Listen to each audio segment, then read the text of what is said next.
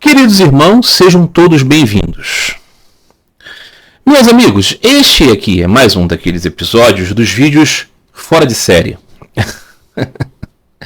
Dos vídeos fora das séries, né? Digamos assim, de modo mais objetivo. Embora ele pudesse ser caracterizado também dentro da série Respondendo Questões, pois o ponto de partida é esse. Questões trazidas pelos amigos. Mas como a temática central dessas perguntas todas aqui é de um tema muito específico, muito exótico, muito fora da curva aqui dos tópicos do canal, ainda que de alguma maneira relacionados, claro, eu decidi fazer isso aqui como um episódio à parte, não pertencendo à série Respondendo Questões, mas um tema específico daqueles assim que também nos ajudam a pensar nos fundamentos do ensino de Bhakti Yoga, conforme Sri Ramakrishna ensinou, não é? Que é o elemento subjacente mais importante aqui deste oferecimento que trago. Do que se trata, meus amigos, a temática de hoje? São perguntas de amigos. Não sei o que aconteceu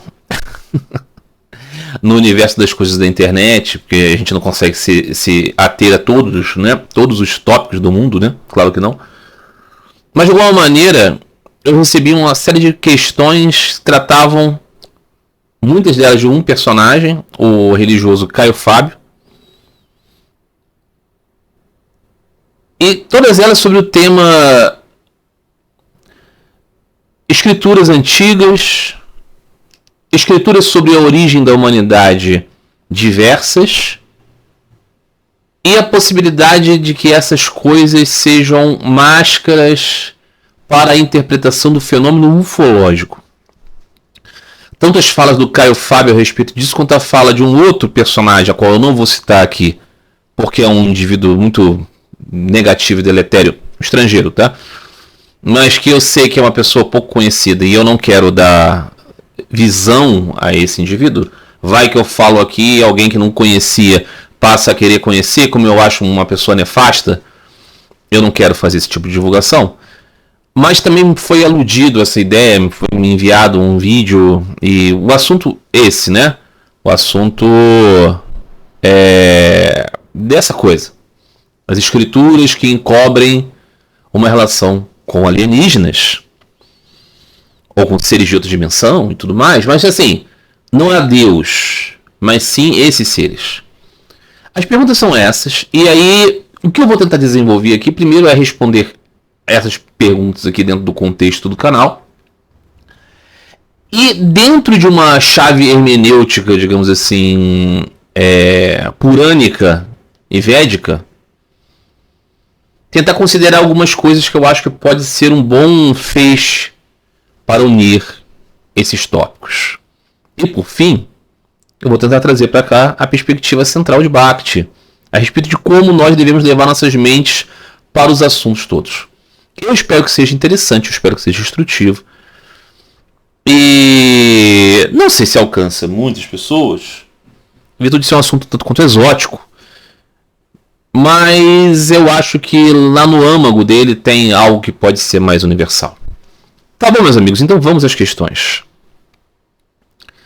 Primeira questão é a seguinte. Um amigo trouxe. O pregador evangélico Caio Fábio tem pregado... Pregador evangélico? Nem sei se é mais, né?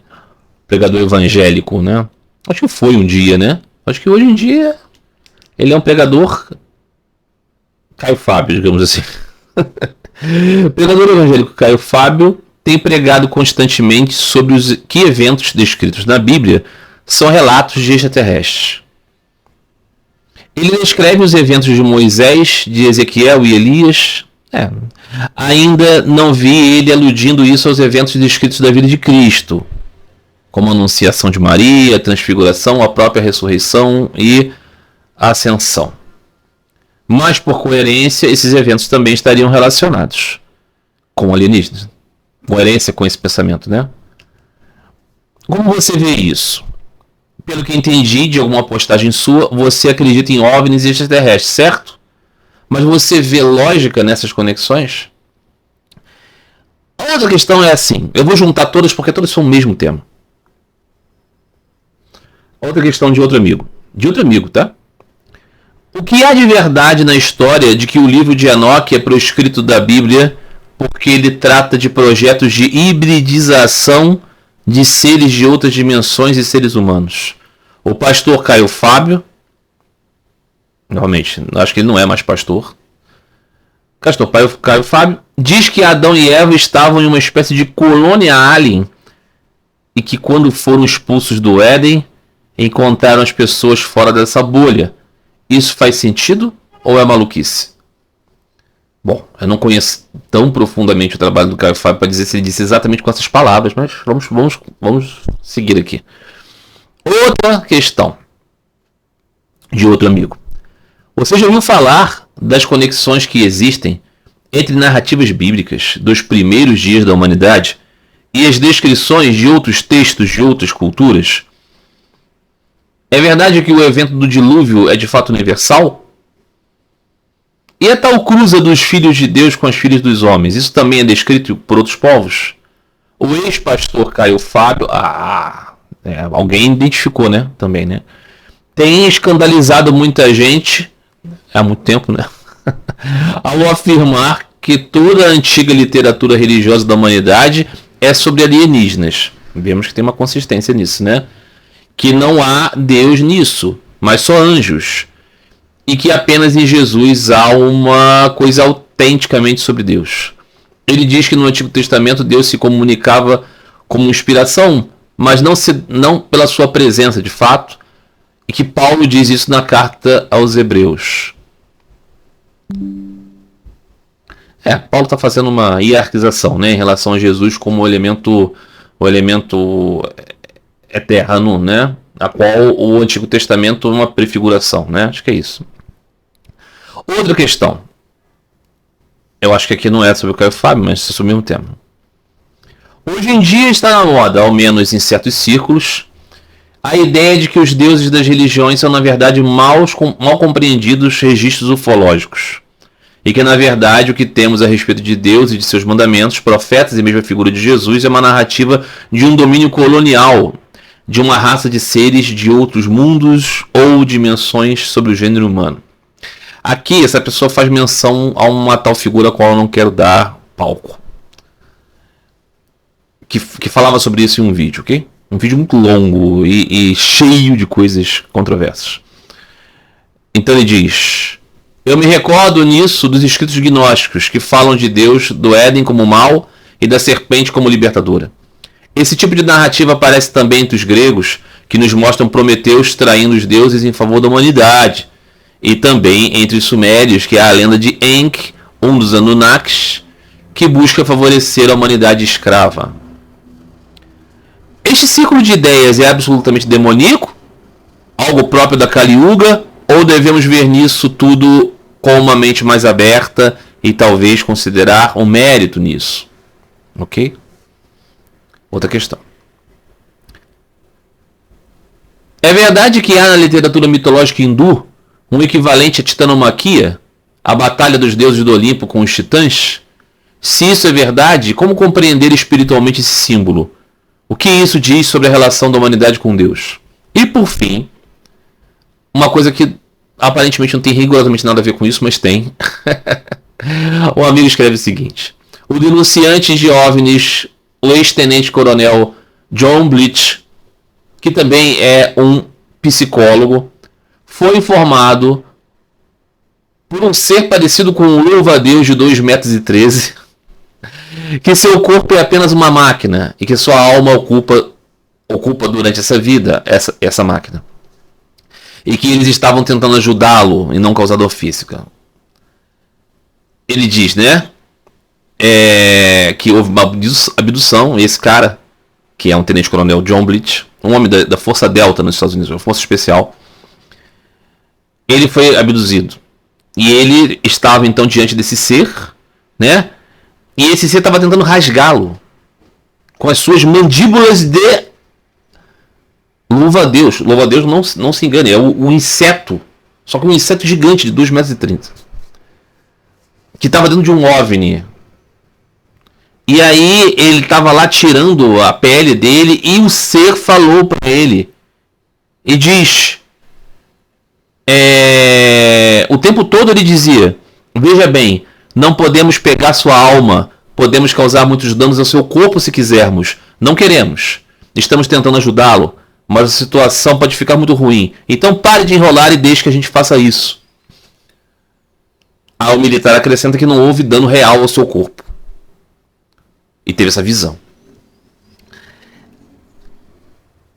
A questão do amigo é como explicar isso dentro do ponto de vista védico. Que sentido há a existência de tal criatura? Essas criaturas estranhas dos relatos ufológicos, de alguma maneira, estão relacionados com os seres estranhos descritos na iconografia hindu? Muito bem. Então, esse foi o conjunto de questões desse interessantíssimo conjunto de questionamentos. Qual é a minha ideia aqui? Criar primeiro um plano de responder essas coisas parte por parte, né? Então, assim, o primeiro ponto é que essa análise, né? Primeiro ponto, muitas questões relacionadas ao Caio Fábio, que eu acho que realmente não pode ser considerado um pastor evangélico e alguma coisa do tipo, porque eu acho que ele transcendeu bastante a perspectiva do cristianismo atualmente. Eu acho que esses relatos, essas declarações, elas demonstram isso, que ele não está mais dentro do componente das teologias cristãs. Eu acho que durante muito tempo ele esteve dentro, sim, do pensamento reformado, né, do pensamento evangélico. Tinha basicamente um antagonismo assim, com o cristianismo ritual das igrejas antigas, igreja católica e tudo mais. E ele comprava, assim, todas as ideias do cristianismo evangélico pentecostal. Questão das possessões demoníacas, como seres espirituais, né? A questão contra as imagens, e a questão, né, de uma simplicidade evangélica em relação a Cristo, mas considerando tudo como dentro do plano, né? O Antigo Testamento como prefiguração do Cristo e tudo mais. Depois de um tempo, ele se antagonizou com o movimento cristão, assim, oficial. Ele teve lá seus problemas, eu acho que ele teve um divórcio, né? Ele meio que ficou afastado da igreja, das suas funções presbiteriais, eu acho que era isso, acho que ele era um presbítero. E da igreja presbiteriana, é isso? E ele então gradativamente começou a tomar certas posturas, assim, de uma posição mais de uma teologia liberal, pode-se dizer assim, que foi avançando para ideias cada vez mais disruptivas, a ponto de, em um dado momento, ele criar essa ideia de uma desconexão do Antigo e do Novo Testamento.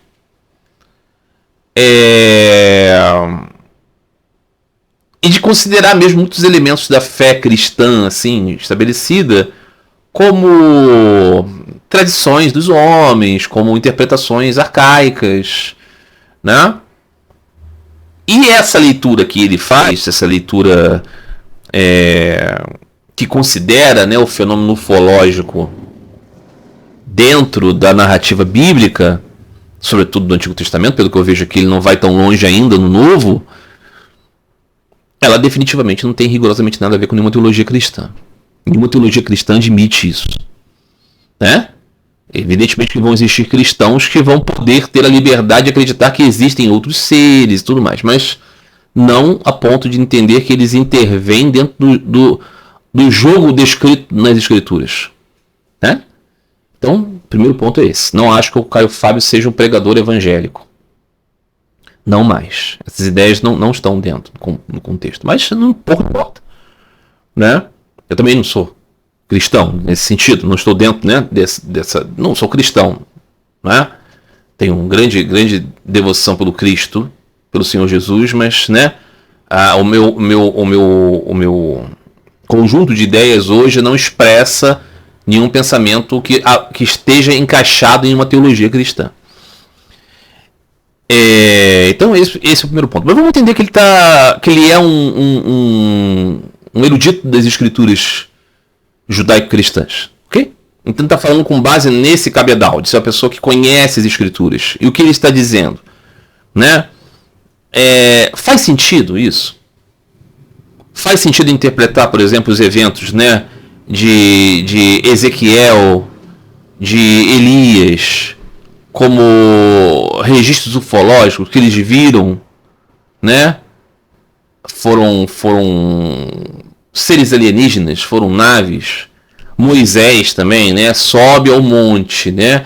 Então, ao Monte Sinai tem a nuvem e tudo mais. Isso é um evento ufológico.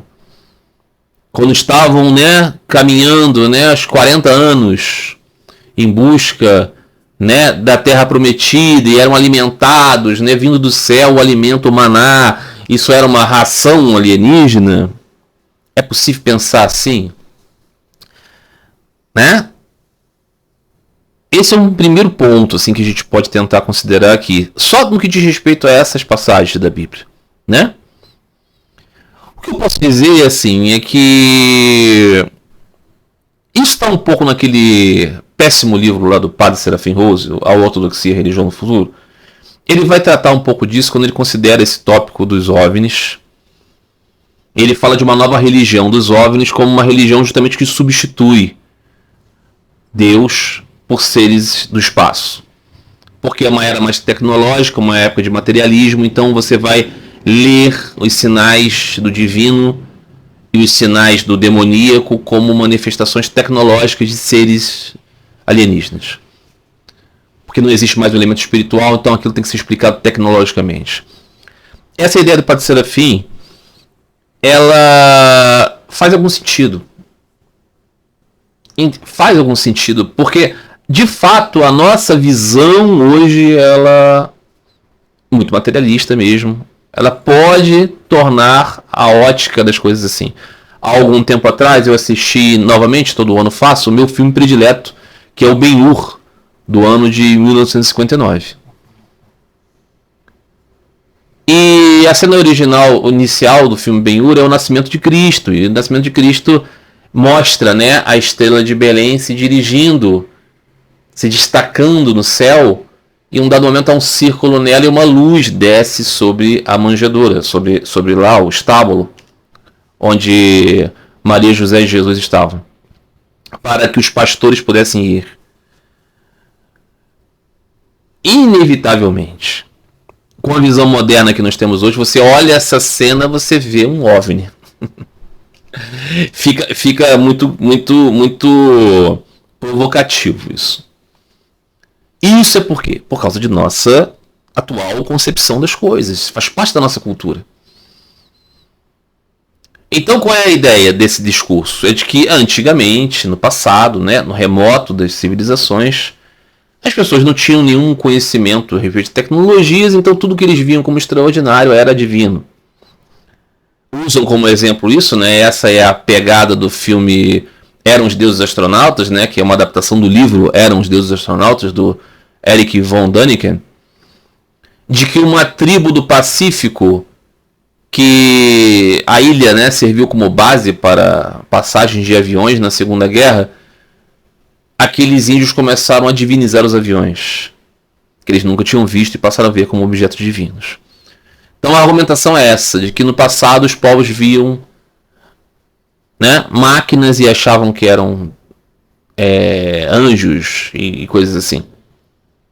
Astronautas e achavam que eram deuses. Quando você olha esses casos relatados de Elias, de Ezequiel, né, sumiram, foram levados, né? Entraram numa nuvem e foram embora, sumiram. Apenas para ficar no campo bíblico, né?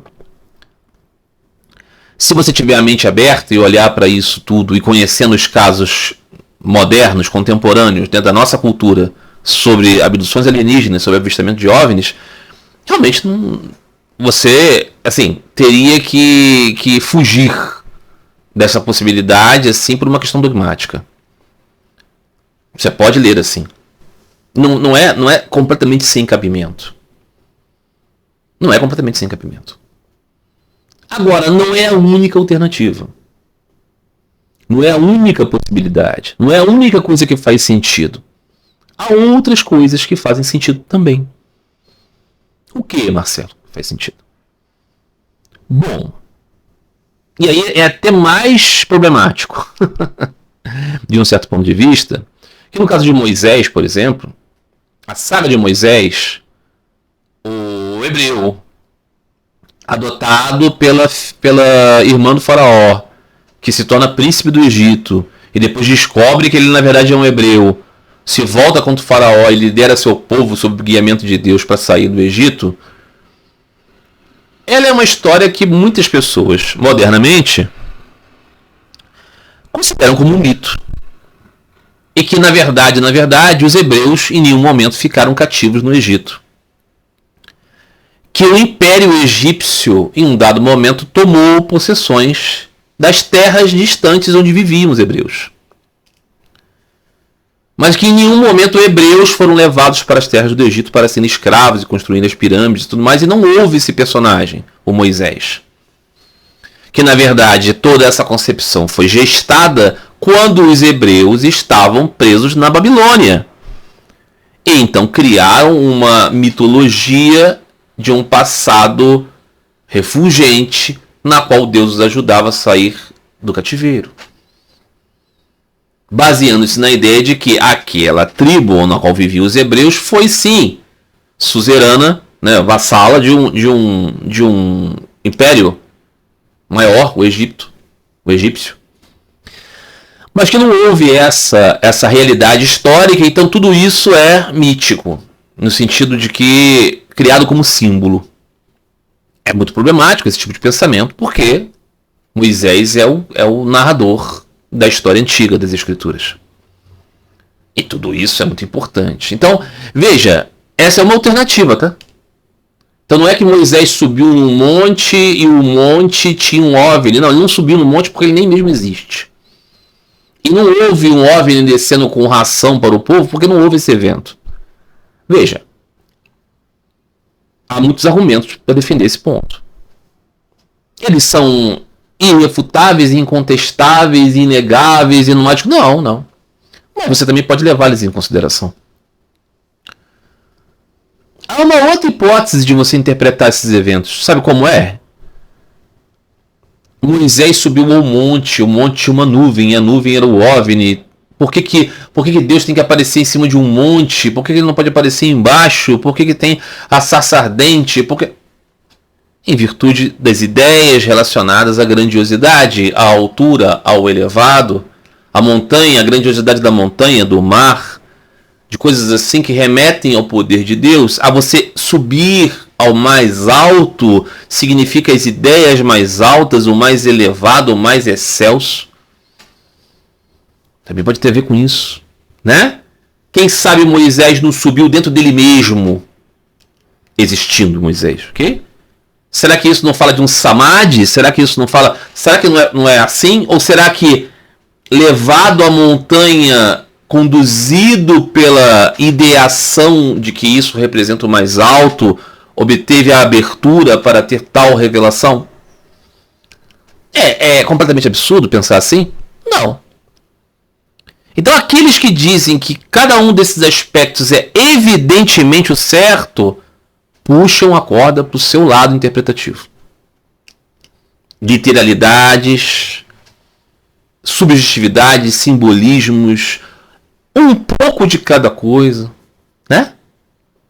A ideia também de que as pessoas não sabiam reconhecer um objeto mecânico de algo imaterial, de algo espiritual, de algo refulgente espiritualmente, me parece também um pouco forçada. É verdade, tem esse caso, né, dos indígenas lá da ilha do Pacífico. Você tem o caso também aqui na América do Sul, que existiam previsões da volta dos deuses, e quando viram as caravelas, os europeus, eles poderiam ter pensado que poderia ser isso, né? No caso aqui, né, da chegada dos espanhóis, né? Eu não sei em que momento eles perceberam que não era isso, né? Mas o ponto é que eu não sei se é exatamente assim, né? Se a gente hoje em dia, né, É, em regiões, por exemplo, né, onde as populações não estão tão conectadas assim com esse assunto, se ao verem, por exemplo, um objeto mecânico, elas vão automaticamente divinizar aquilo, eu não sei. Então eu acho que existe um pouquinho de tendência a uma certa ideia nessas proposições todas, né? Que eu não tomo partido no sentido de dizer que inegavelmente é isso. Eu acho que há explicações sim que não passam por essa ideia, ainda que em certos casos você possa dizer é bastante interessante. E alguns outros casos também são forçados, né? Diz aqui que a verdade na história de que o livro de Enoque é proscrito na Bíblia. O livro de Enoque, ele foi considerado não pertencendo ao cânone da própria Bíblia dos Deus mesmo, né? E ela está presente sim em algumas Bíblias da ortodoxia oriental, né? E certamente era conhecida pelos contemporâneos do Cristo. Nós temos provas disso pela Carta dos Apóstolos, que esse assunto era conhecido deles. E de fato no livro de Enoque você tem essa ampliação do tema já tratado no Gênesis, que é da ideia de que os filhos dos deuses se interessaram pela beleza das filhas dos homens e tiveram com elas gerações que vieram a ser os gigantes. Isso no livro de Enoque é bastante desenvolvido, mais ampliado. E a ideia é que essa junção dos filhos dos deuses, dos filhos de Deus e das filhas dos homens gerou tais seres e um elemento transgressor das leis naturais. No livro de Enoque isso é mais desenvolvido, dizendo que a abrangência dessas degenerações foi de tal monta que promoveu um grande caos no mundo, da qual vem a necessidade do dilúvio.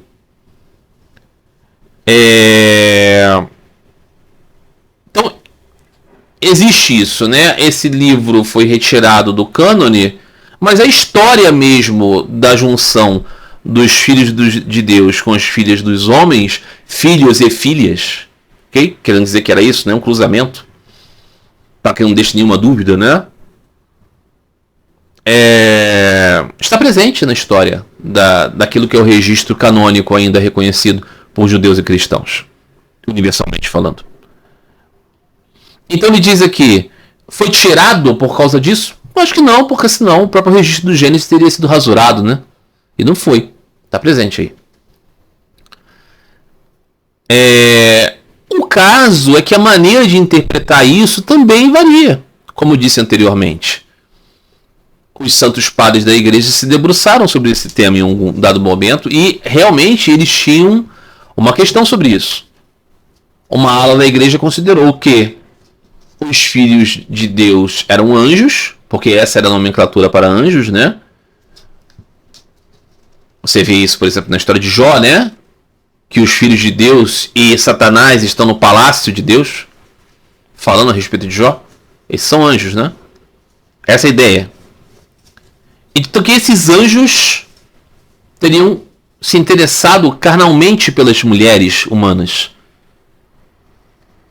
Que anjos? Então alguns santos padres disseram, aqueles que caíram. Aqueles que perderam a sua natureza. Essa história da queda dos anjos, né? Ela não é muito biblicamente desenvolvida, né? Ela não é uma história exatamente bíblica, como eu já falei aqui em outras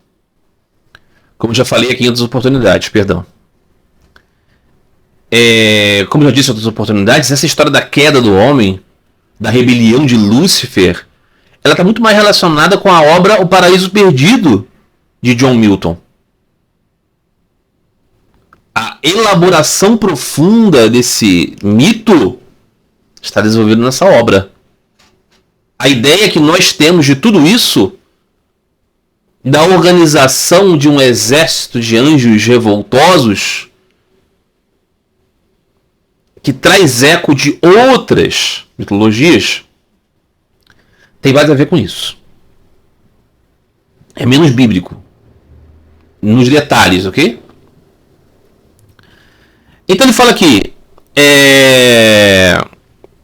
Então esses padres, os santos padres, que acreditavam que eram anjos caídos, e outros padres, como por exemplo São João Crisóstomo, e essa tendência acabou, essa segunda que eu vou falar agora, acabou prevalecendo na mentalidade da igreja antiga, dos padres, de que os filhos de Deus não eram os anjos, mas sim os homens de consciência mais elevada, que viviam no alto, que viviam nas montanhas, que viviam isoladas da vida mundana, mas que caíram pela concupiscência, pelo desejo pela carne. E as filhas dos homens não significam exatamente as mulheres, mas a tentação da carne em relação a esses escolhidos. E esses filhos, essa geração nascida desses, segundo essa tendência assim, um quanto mais simbólica, eram terríveis e degenerados e destruidores do mundo e promotores do mal, porque eles eram gerados da relação decaída. Enquanto na primeira perspectiva eles eram degenerados e monstruosos porque eles eram híbridos de duas raças diferentes. Não de duas mentalidades diferentes ou de uma decadência do ótimo, não. É porque eles eram monstros mesmo. Mais literal. Então aqui também nós vemos que existe duas possibilidades de interpretação. Não é? Aqueles que dizem em favor da possibilidade simbólica falam assim, onde estão os gigantes? Não existe isso, né? Outras pessoas vão responder, existe sim, se encontram ossadas e tudo mais. E há casos controversos no mundo em que algumas pessoas dizem sim, que foram encontradas, mas isso pertence a uma página assim, um tanto controvertida, né, da arqueologia e dessa batalha que existe de versões. Mas outras pessoas dizem, não, mas houve o dilúvio. O dilúvio apagou tudo, era para isso que o dilúvio existia. Para apagar justamente as manifestações da deformidade. Então são duas interpretações. Ok? Eu vou no final falar sobre qual é a minha ideia a respeito dessas coisas, tá? Mas estou querendo dizer aqui que existe essas alternativas, né? Aí diz, o pastor Caio Fábio diz que Adão e Eva estavam em uma espécie de colônia alien e que quando foram expulsos do Éden encontraram pessoas fora da bolha. Isso faz sentido ou é maluquice? Então, literalmente falando, quando você tem a narrativa do Éden, de fato, Adão e Eva são expulsos do paraíso e são instados a viver no mundo a vida mortal e gerar prole nessa vida mortal. Os filhos de Adão e Eva vão encontrar outra cidade depois. Literalmente falando, se você quiser entender assim, o jardim era isolado de um mundo que existia. Então, nesse ponto de vista, se você for entender a literalidade dessa descrição, Adão e Eva não são geradores da raça humana, mas são um projeto à parte de uma outra humanidade que existia. Se você entender isso literalmente, você pode comprar essa percepção aí do revolucionário do Caio Fábio. Mas isso é uma literalidade muito grande. Existe uma alternativa simbólica para isso. Sabe onde está a alternativa simbólica do Jardim do Éden? Está no Evangelho, quando o Senhor Jesus fala da parábola do filho pródigo. Parábola do filho pródigo, o Senhor Jesus está dizendo, existia aquela mansão daquele homem muito rico, que tinha 2 filhos. Um dos filhos disse, pai, eu quero a minha herança. Você não morreu ainda, mas eu quero o quê? A minha herança, eu quero ir embora, deixar você aqui e ir para o mundo. O pai, bonzinho, dá para ele a herança, que não precisava dar, e o filho vai viver na esbórnia, torra tudo e depois volta. O Senhor Jesus está fazendo uma descrição da queda do homem na figura do filho pródigo, só que mostrando um pai amoroso, compassivo que perdoa a tolice do filho. Enquanto no Gênesis é descrito a queda do homem do ponto de vista da explicação de nossa tragédia como seres mortais. Esse é um elemento simbólico, da qual a serpente não é exatamente um animal falante que tenta o homem, mas a manifestação dos sentidos, da busca pelo sensorial. A árvore do conhecimento do bem e do mal é o conhecimento da dualidade. Uma vez que você estava no seio de Deus, você não tem dualidade, você tem unidade. Quando você, unidade eu sei que é de dois, mas você tem essa comunhão profunda. Quando você escolhe o sabor da diferenciação, essa diferenciação é não ver Deus e viver num mundo sem Deus, na qual o homem se torna centrado nele mesmo. E isso é a força dos sentidos. Os sentidos inclinam você a desejar essa liberdade de Deus. Isso é a versão simbólica. Qual que você escolhe? Entende? Qual que faz mais sentido? É uma vereda. Muito bem. Então vamos seguir aqui. Estamos aqui, né, tentando primeiramente responder essas questões iniciais. Aí diz aqui o amigo: você já ouviu falar das conexões que existem entre as narrativas bíblicas dos primeiros dias da humanidade e as descrições de outros textos, de outras culturas? Sim, claro. Lógico. Evidente. Por quê? Porque a Bíblia é um registro de um povo a respeito de coisas como o surgimento das coisas, o surgimento da vida, a razão do nosso dilema. E outros povos também tiveram as mesmas percepções, as mesmas inspirações humanas, né? Aí ele diz: é verdade que o evento do dilúvio é de fato universal? Sim. Muitas culturas descrevem a ideia de um dilúvio. Por quê? Porque esse é um evento histórico ou porque esse é um evento simbólico? Ele pode ser ao mesmo tempo histórico e cheio de simbolismos? Ou tem que ser uma coisa ou outra? Ele pode ser os dois? Eu acho que pode ser os dois. E a tal cruza dos filhos de Deus com as filhas dos homens? Isso também é descrito em outros povos? É descrito em outros povos, não exatamente com os mesmos elementos. Mas em muitos outros povos existe a ideia que sim, seres de instâncias diferentes cruzaram.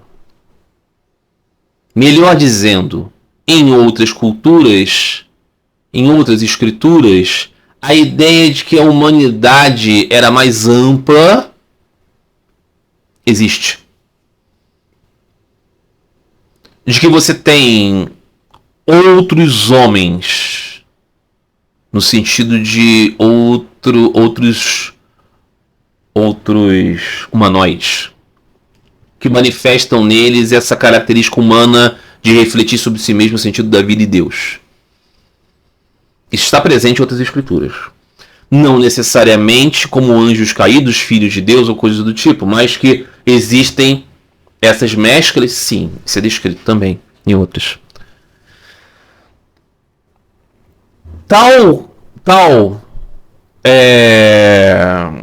cruzamento, mescla, é o que universalmente descreve a necessidade do dilúvio? Vamos chegar lá. Aí diz aqui, eu vou voltar nisso, tá? O mesmo pastor Caio Fábio tem escandalizado muita gente ao afirmar que toda a antiga literatura religiosa da humanidade é sobre alienígenas. E que não há Deus nisso, mas só anjos, e que apenas Jesus é uma coisa autenticamente sobre Deus. Eu acho que o Caio Fábio ainda tem um certo pudor, mas pela linha de pensamento dele, eu acho que talvez ele acredite mesmo que os eventos relacionados a Jesus são amparados por seres alienígenas, sim. Eu acho que talvez ele faça uma diferenciação do espírito que anima Jesus, mas se a tomada dele é essa, eu acho que ele não teria nenhum problema em imaginar Maria sendo coberta pelo Espírito Santo como uma abdução na qual houve. Eu acho que ele está nessa linha. O que eu digo? se você tem a mentalidade de hoje, não é um quadro absurdo. Mas não precisa ser esse, tá? Não precisa ser esse. Sobretudo quando eu colocar aqui a chave hermenêutica purânica.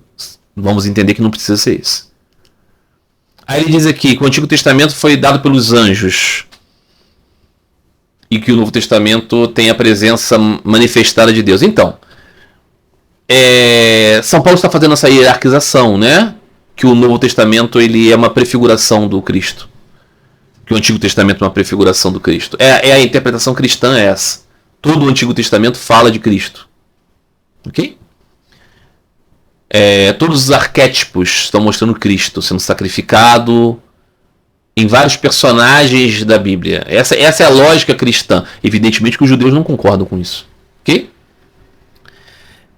E nesse sentido, o que ele está querendo dizer? A manifestação plena de Deus só poderia se dar em Jesus, porque antes o homem estava rompido com Deus.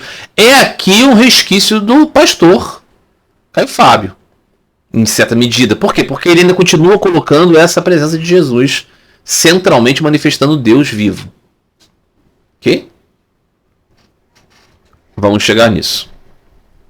Aí entramos, né? Hoje em dia está na moda, ao menos em certos círculos, a ideia de que deuses das religiões são na verdade mal compreendidos registros ufológicos.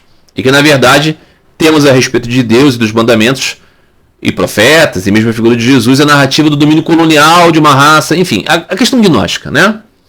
Ou seja, o Jardim do Éden, a serpente é amiga da humanidade. Ajuda a libertar-se daquela escravidão. Primeiro, essa perspectiva é tola, porque a narrativa do texto bíblico que conhecemos, do Gênesis, ela foi descrita por adoradores do Deus do Éden, ok?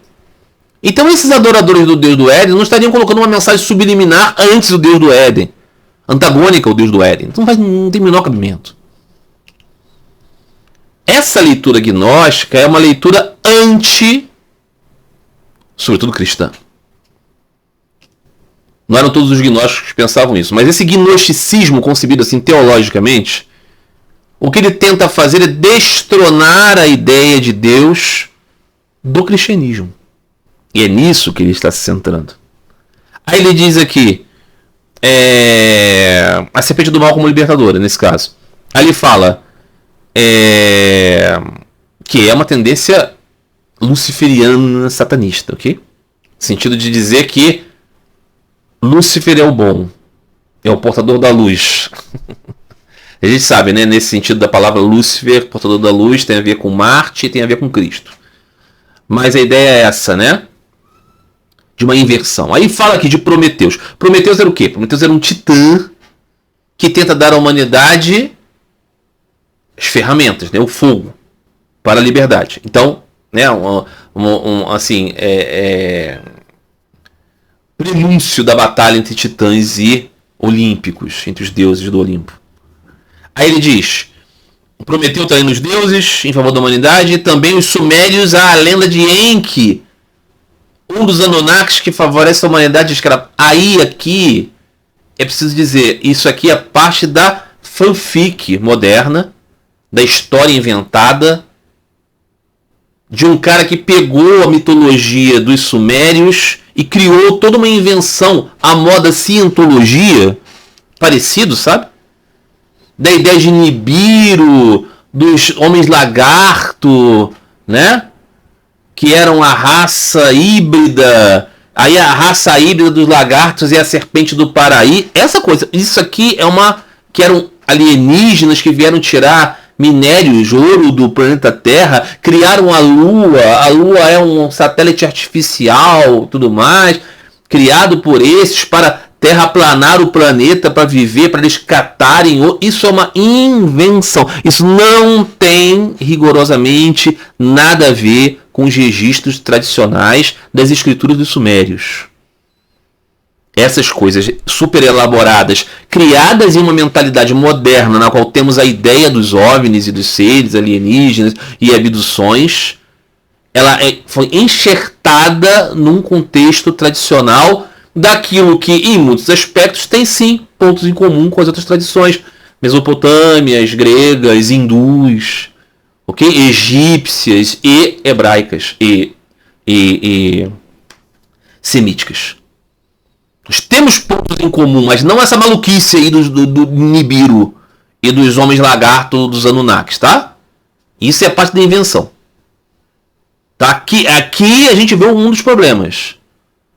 Que aí sim, concordando aqui com o Padre Serafim Rose apenas nesse ponto, existe a formação de uma criação ali, de uma religião alien do presente momento. De coisas inventadas. Muito bem. Aí ele diz, esse ciclo de ideias é absolutamente demoníaco, algo do próprio da Kali Yuga, ou devemos ver tudo isso de mente mais aberta e talvez considerar um mérito? É muito sim do tempo da Kali Yuga. Essa percepção de Nibiru e dos alienígenas que farmaram a Terra, isso é da ignorância materialista de uma época em que somos mais incapazes de compreender o sagrado. Definitivamente. Aí sim. Nesse caso, sim. Devemos ver as coisas com mente aberta? Sim, mas não a ponto de deixar cair, né, o crânio aberto e deixar cair o cérebro, não. Mente aberta é a capacidade de olhar as coisas sem medo de perceber aspectos problemáticos. Mas não é você deformar o seu senso geral de compreensão das coisas. A outra questão aqui é a seguinte. É verdade que há na literatura mitológica hindu um equivalente à titanomaquia? A batalha dos deuses do Olimpo com os titãs? Sim, existe. Existe, né? A batalha entre os Asuras e os Devas. Que na tradição persa vai ser invertida, com os Devas, luminosos seres, sendo os Asuras, e os Asuras, obscuros seres, na perspectiva védica, sendo os luminosos Devas. Inverte-se a posição, né? Já falei aqui outras vezes, quando estava sendo concebido o Rig Veda, estava surgindo a figura do profeta Zaratustra, Zoroastro. Então, a cultura persa e a cultura hindu estiveram muito próximas. Elas são assim, né? São muitos elementos comuns. O primeiro movimento zoroástrico mazdaico do culto a Ahura Mazda, em muitos aspectos é parecido com a cultura védica. Tem uma cultura pré-védica e tem uma cultura pré-zoroástrica, mas a cultura zoroástrica e a cultura védica tem muitos elementos comuns, inclusive o vegetarianismo do zoroastrismo. A ideia da comida sátrica, a ideia do culto ao fogo, a ideia da libação sagrada, a ideia, tantas ideias, rituais parecidas, de compreensão parecida. É só um ponto, né? Então, existe na cultura védica, ele perguntou aqui, mitologia hindu, a ideia de Asuras versus Devas. Isso de certa maneira parece com a luta entre titãs e deuses do Olimpo? Vamos ver. Parece um pouco, mas não é exatamente igual. Tem alguma. Aí ele diz, se isso é verdade, como compreender espiritualmente esse símbolo? Eu vou tratar disso aqui num apanhado geral dessas conciliações e diferenças das tradições. Aí por fim, essa história é super interessante. O denunciante, o cara, né, o militar que é atacado por um alienígena, louva a Deus, e o alienígena diz, você tem uma alma, eu não estou pegando sua alma, você é a alma, fica tranquilo, tô mexendo apenas no seu corpo, e mesmo assim é pro bem do seu corpo. Como que a gente pode entender isso? Isso aqui pertence a uma narrativa possível de identificar com os vários seres estranhos descritos nos Puranas como outros seres. Então vamos pensar aqui em como considerar isso de um modo geral. O primeiro caso que eu gostaria de dizer aqui é a respeito dessas ideias das conciliações entre as tradições de outras escrituras. Todos nós, né? Nós somos aqui de uma cultura cristã, judaico-cristã, digamos assim. Então a gente está mais familiarizado mesmo com essas ideias da Bíblia. Mas é claro que a Bíblia surge dentro de um ambiente onde já existiam outros povos. E esses povos, muitas vezes contemporâneos ou mais antigos, né, têm as suas histórias também. Então as questões aqui estão sendo muito perguntadas assim. Existem essas conciliações todas? Por exemplo, entre essas batalhas batalhas entre grupos espirituais, existe isso. A gente pode fazer uma leitura comparada disso, se nós atentarmos para que isso não é absolutizado. De alguma maneira, sim. Então, assim, se você tem, por exemplo, né, eu falava aqui dos Devas e os Asuras na Índia, você tem os deuses do Olimpo versus os titãs, da qual Prometeu é um titã. Você tem, por exemplo, Yahvé versus o Leviatã. O Leviatã bíblico e Yahvé são muito semelhantes com Marduk e Tiamat e Apsu, da perspectiva mesopotâmica, ou não? São parecidos. Inclusive da própria figura, né? Os seres monstruosos das águas. Versus o quê?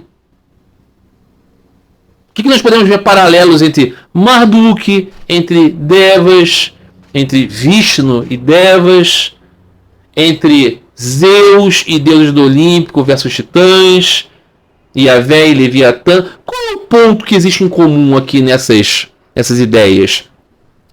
De que existe uma batalha cósmica entre classes de seres divinos que interferem no nosso mundo. Que nós temos aqui o processo da criação da ordem cósmica e da ordem social. Representando sempre o quê? Um caos ainda informe para uma formulação ordenada. Claro que não é tudo exatamente igual, todos exatamente os mesmos detalhes, mas em todos esses elementos que você tem é isso, né? Os deuses do Olimpo vão impor a ordem, trancafiando os titãs. Marduk é a mesma coisa contra Tiamat e Apsu. Yahvé e Leviatã representando isso, esse caos. E também os Devas e os Asuras. Quando você tem esses paralelos, né? Então, Prometeus, o titã que dá a humanidade ao fogo, você tem também das batalhas entre Devas e Asuras vários presentes que vão surgindo para o homem, né? Da batalha que eles estavam fazendo, né? Por gerar aquela corda que ia gerando a montanha naquele lago de leite, enfim, coisas da mitologia. E vão surgindo as coisas, né? Os dons para a humanidade. Qual é o sentido espiritual disso? Se nós temos aqui a chave hermenêutica védica, purânica, nós percebemos o quê? Que existe um conceito purânico, um conceito de sarga e visarga. O que vem a ser isso? Aqueles que acompanharam aqui estão acompanhando a série do Bhagavad Purana, lembram da introdução, né, de Swami Tapasyananda faz para explicar sarga e visarga. A ideia de que você tem uma criação primordial, uma base da criação, uma argila da criação, e um desenvolvimento dinâmico dentro desta fonte, que é espelhada na imagem de Vishnu, o Senhor Vishnu, deitado numa cama de cobras, Anantasesha, tem os seus pés massageados por uma mulher, Mahalakshmi, a deusa da fortuna, e saindo do umbigo de Vishnu você tem um lótus que brota um ser de 4 faces, Brahma. Vishnu é o Purusha, a alma. A mulher Lakshmi, que massageia os seus pés, é a base da natureza, a Prakriti. E Brahma, que surge do seu ventre, é a manifestação dele, Vishnu, na Prakriti, para gerar o dinamismo da criação. Sarga e Visarga. O que significa isso? Significa que você tem a base da criação e um desenvolvimento das coisas. Essa sarga e visarga é explicada pelas batalhas cósmicas do caos para a transformação da ordem, que é representado simbolicamente nesses elementos que não são falsos, são mitológicos, são expressões de uma verdade. Existe a alma fundamental, Vishnu. Existe a cama de serpente dos sentidos, de tudo. Existe ele repousando no absoluto oceano de leite, significa dizer da transcendência da sua energia, Shakti, Prakriti, independente do movimento funcional da vida, Brahma, ainda que Brahma venha dele, ou seja, ele é imanente. Complicado, difícil, confuso? Não, complexo. Essa complexidade aparece na batalha dos deuses contra os titãs, na batalha contra Yahvé e Leviatã, Marduk e Tiamat, Apsu, Devas e Asuras. Então, está aí explicado de certa maneira essa ideia dos conflitos dentro do conceito das escrituras. Elas têm sua conciliaridade? Tem. Elas são exatamente iguais em tudo? Não. Não são exatamente iguais em tudo. Tem paralelos. Você pode fazer um paralelo de Tiamat, Apsu, Titãs, Asuras e Leviatã? Pode. Da mesma forma, né?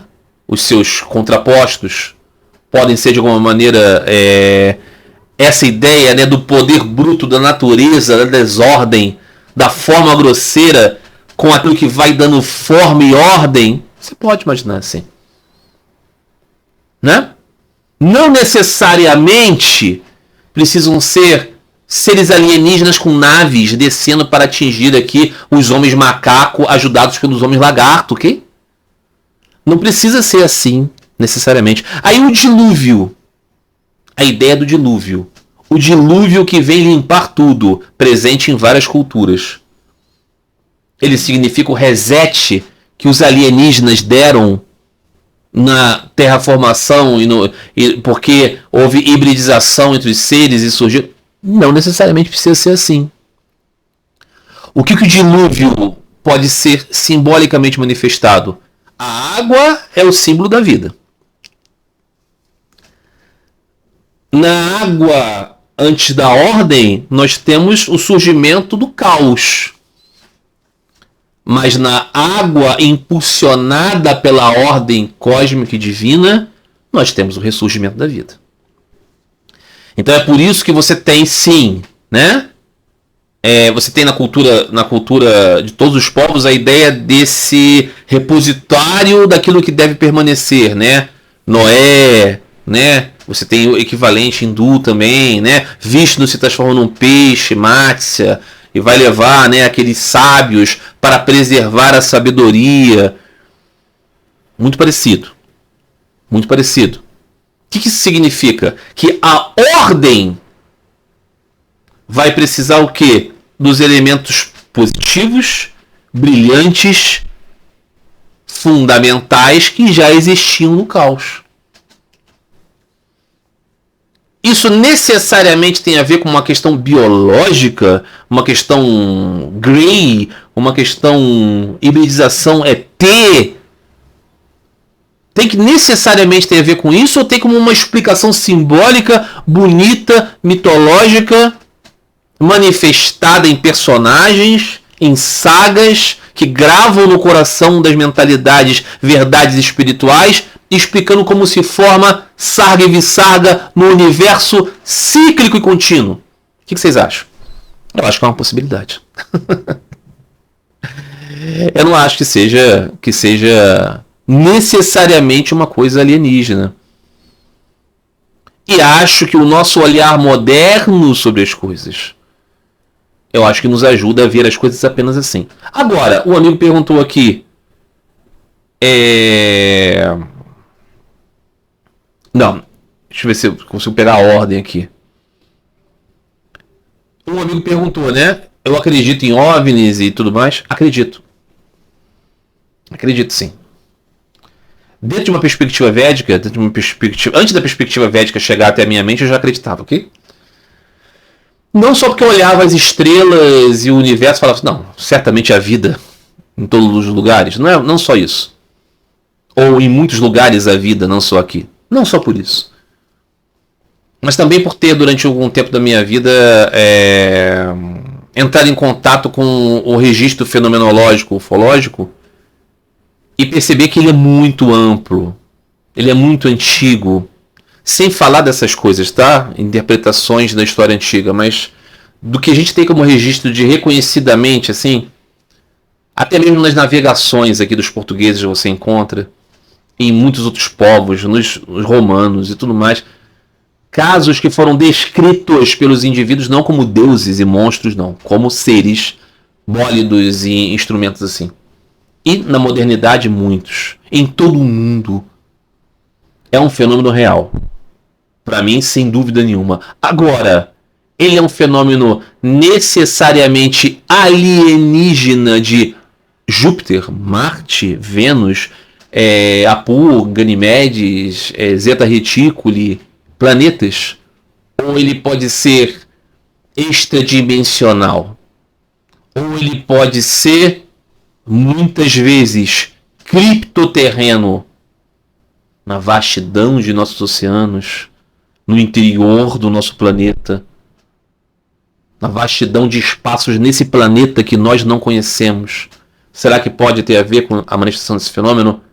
Minha resposta é: pode também. Porque na minha forma de conceber, pode ser ao mesmo tempo alienígena, extradimensional e criptoterreno. É assim que eu vejo. Por quê? Pelo conhecimento da casuística, que apresenta elementos extremamente variados, e também pelas escrituras védicas. Então, nas escrituras védicas, e isso está lá na introdução do Bhagavata Purana, você tem a manifestação de várias outras espécies. E a declaração de que o nosso universo ele é formado por 14 dimensões, chamado Lokas, na qual o nosso planeta Terra está em uma delas. Está na 7ª dimensão. E existem abaixo e acima. E essas dimensões possuem jivas infinitamente variadas. Agora, para a perspectiva védica, isso são dimensões. Na nossa Loka, existem planetas variados, com jivas da nossa mesma dimensão. Nós podemos interagir? Não vejo problema. Pode existir jivas de outros planetas de nossa Loka que sejam mais capazes tecnologicamente e que cheguem aqui sem a gente entender como? Sim. Seres de outra dimensão podem vir para cá de alguma maneira, não materialmente, mas talvez de um outro modo. Esses seres extradimensionais podem ser confundidos com seres divinos? Aí que eu acho que entra o aspecto que a nossa era de Kali prejudica. Você sem dúvida nenhuma pode confundir as coisas, mas a mensagem espiritual é sobre a nossa alma. Nossa alma, incluindo a alma de tais supostos seres de outro mundo. Então quando diz aqui que o Caio Fábio faz uma separação, é alienígena com Moisés, com Ezequiel, mas não é alienígena com Jesus, digamos que ele diga isso, nem sei se ele diz isso. Por quê? Porque ele considera em Jesus uma resposta à verdade da natureza espiritual nossa, materializada em Jesus. Por que isso não pode estar em muitos outros casos? Né? Então, quando no final aqui veio essa declaração, né, que um tal militar americano foi abduzido e apareceu para ele um ser que dizia para ele: eu estou ferindo o seu corpo, eu não estou ferindo você, que é a alma. E esse tipo de relato aparece às carradas na manifestação ufológica, que os seres acreditam na alma, acreditam num Deus, estão submetidos a uma lei divina. Você percebe que esses seres são jivas como nós. Eles também têm alma. Porque esse é o ponto, meus amigos queridos. Você pode entender, querer explicar as coisas biologicamente, fisicamente, por átomos, por biologia, por astronomia. E antes de tudo. E por que essas coisas surgem? Como nasceu as imagens? Por quê? O porquê fundamental é que nos leva à alma e que nos leva a Deus. Essa é a questão fundamental. Nunca haverá realidade material que supere o além do material. Então a verdade espiritual ela nunca será substituída. Quando você vê essas opiniões assim, não, porque que Deus é esse que nos deixa sofrer, essas coisas, interpreta as escrituras literalmente, que Deus é esse que mandou matar, que Deus é... Essas tolices, todas elas, pela chave hermenêutica védica, se tornam pó essas declarações. Porque nós não somos essas transitoriedades que se manifestam no processo de sarga e visarga. Nós somos o que está além disso, como semente de Deus. Então, esse amigo pergunta, esse ser aí que o tal militar viu, que parecia um louva-a-Deus de 2,13 metros, imagina que coisa pavorosa. Isso pode ser explicado dentro da perspectiva védica, daqueles outros tantos seres de formas tão diferentes? Pode. Como um ser de uma outra dimensão. Mas o que eu faço menção a esse meu amigo e a todos vocês que estão me vendo, com a mente aberta, não com a cabeça aberta para o cérebro cair, ok? Com a mente capaz de perceber coisas, de refletir, de raciocinar sobre coisas. Talvez esse ser apareça para o militar, e essa aparição de Mantis, de louva-a-Deus como um alienígena que controla outros, ela aparece em muitas abduções, ok? Muitas. Por que talvez seja assim? Porque talvez a forma do louva-a-Deus seja a forma escolhida para manifestar como um avatar a forma que talvez por outra dimensão não pudéssemos compreender aquele ser. Uma das características é que quando esses seres louva-a-Deus aparecem, as pessoas se sentem absolutamente apavoradas, atemorizadas. Natural, né? Se você visse um louva-a-Deus de 2,13 metros querendo perfurar você, acho que você também ficaria apavorado.